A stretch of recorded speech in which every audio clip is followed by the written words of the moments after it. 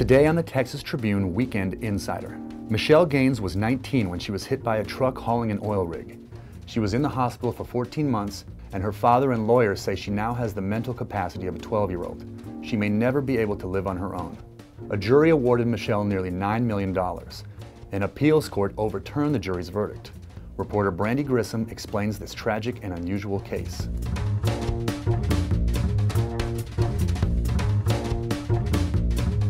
Michelle Gaines was 19 in 2006 when she had a really horrible car accident.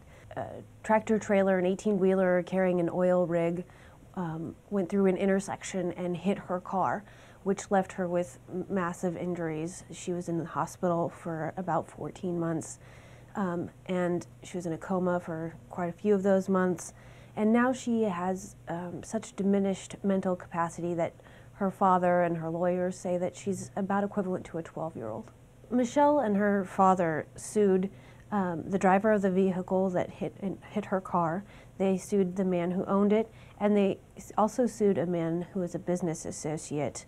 They allege that they knew that the brakes on that 18-wheeler weren't sufficient, and that they then proceeded to cover up their knowledge of that failure. A jury initially awarded Michelle more than $8 million as a result of what happened to her. But one of the defendants in the case appealed that ruling, and the 12th Court of Appeals overruled the jury's verdict.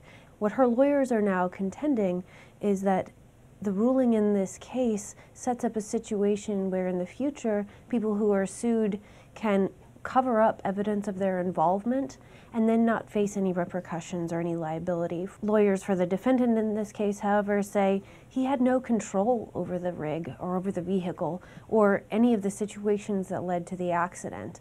And while he may have been doing business with the man who owned the oil rig, the accident itself had nothing to do with him. The Texas Supreme Court has said that they're not going to review the case, so that means the 12th Court of Appeals ruling stands. Michelle's lawyers have asked the Texas Supreme Court to reconsider their decision not to hear her case.